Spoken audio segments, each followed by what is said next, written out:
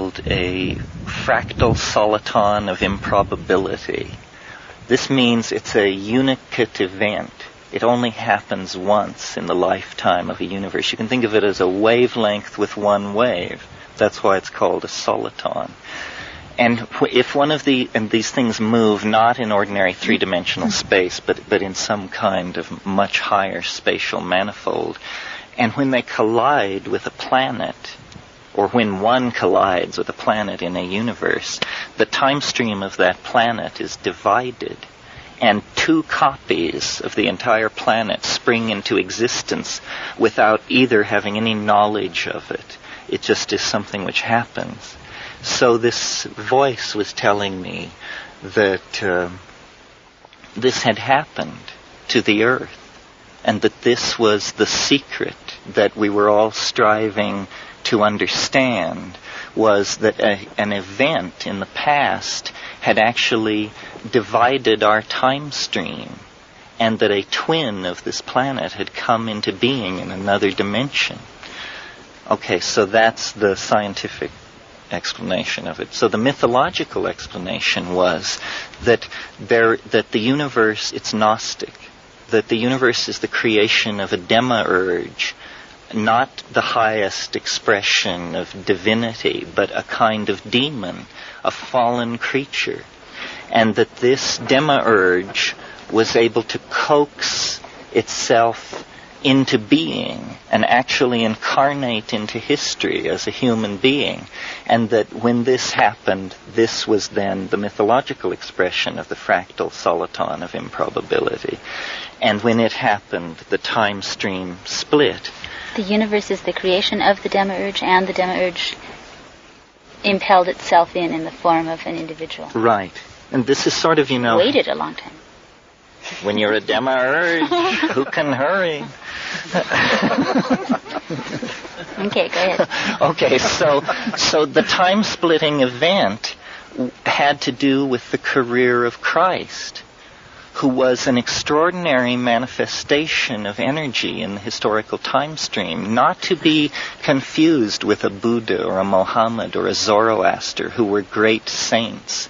And it was something else. It was, in some sense, what it claimed to be, but in some sense. Okay? So now, at the moment of, and you can choose either the Immaculate Conception or the Resurrection, depending on which side of the bed you got up on today. But at that moment, the time stream split, and this other place came into being without having any awareness that, and they were identical at that moment, these two worlds. Now, Christ had no children. So, what I forgot to say was that the event, the fractal soliton of improbability, has this quantum mechanical half charge, so that in one of the universes it happens, in the other universe it doesn't happen. And so everything about these two worlds was the same, except that in one of them the Immaculate Conception had not taken place, or the resurrection had not taken place. Now, because Christ had no children, in the world in which he was absent, it was not a genetic line which was missing. It was an ideological line which never received expression. And consequently, as time passed, first decades and then centuries, the absence of this particular intellectual influence in the world changed the world radically in the following way. Greek science did not suffer the suppression that occurred with the conversion of Constantine. The academies were not closed. The Hermetic knowledge was not repressed. Conversely, the empire was stronger and was able to repel the barbarian invasions of the 2nd to the 5th century. And mathematics, which had halted in our world at Diophantus, proceeded through his disciple Hypatia to develop a calculus by AD 370, so that the millennium of Christian stasis that occurred in our world did not occur in that world.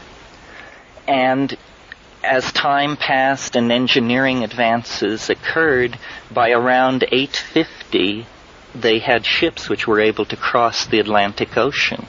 And they encountered the Mayan civilization reaching its fullest flower in Guatemala and on the Yucatan Peninsula. And in fact, in this vision, I saw the Roman Emperor Cosmodorus V make a pilgrimage to Tikal in 920 to be present at the coronation of a king at the end of Baktun 8. Anyway, this Greco-Roman imperial culture immediately recognized the genius of the Mayans in mathematics and astronomy, and Europe was transformed into an amalgamation, a Greco-Mayan civilization with the...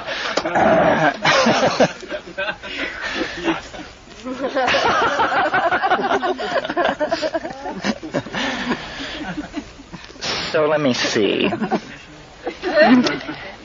And this civilization continued to develop. Now, one of the influences which the Mayans brought into Europe around the year 950 was their extremely sophisticated psychopharmacopoeia and shamanism. And this mated with Neoplatonism and Hermeticism, so that rather than science developing as it developed in our world, a kind of magical psychopharmacolytic technology of thought and understanding was what was developed over the centuries. And then in later centuries before it happened in our world, they contacted the Orient. And the Sung, the dynastic influence of the Sung, poured itself into the creation of a global civilization, such that by around 1200 AD, they were able to land on the moon and create a cybernetic global civilization similar to the kind we have now. They continued evolving with all this psychotronic and shamanically derived, and now by this time you can imagine it was an unbelievably exotic and alien civilization compared to our own. The fruits of their psychedelic and psychoanalytic investigations into higher space was the discovery of our world. They found out what had happened. They figured it out by studying dreams, and by making deep journeys into the psychedelic space. They were able to discover our sleeping unconscious with its repository of the legacy of the Christian centuries under the reign of this demiurgic ideology. And they conceived of the notion of saving us. And it has to do with this whole thing about the UFOs and influence in dreams and astral traveling, and the other side is actually the manifestation of this bizarre Greco-Mayan postmodern starfaring civilization trying to reach across the dimensions to save us from the momentum of our history by making us aware of, first of all, their existence, and also their technology, which is evolving toward a point where I think around the Mayan millennium, around 2012, the time island we will flow past the time island, and the two time streams will be rejoined, and we will make peace with this civilization, which is now 1,000 years more advanced than us, with this totally different cultural history and this completely different take on reality. So this came to me in the space of about 15 seconds. And more details have flowed in, and I use it mostly as a meditational device because it's so interesting to ask to be told about how this other civilization developed. Its amazing exoticism, its Neoplatonism, its Taoism, its Mayan influences melded into a completely different kind of civilization than the one that we inherited. I've always thought, that Christianity, without making any judgment about Christ himself, that Christianity is hands down the single most reactionary force in all of human history. And where would we be had that 1,200 years not been given over to this peculiar meditation, you know. All the pieces were in place for the kind of civilization that I've outlined. It was just a coincidence.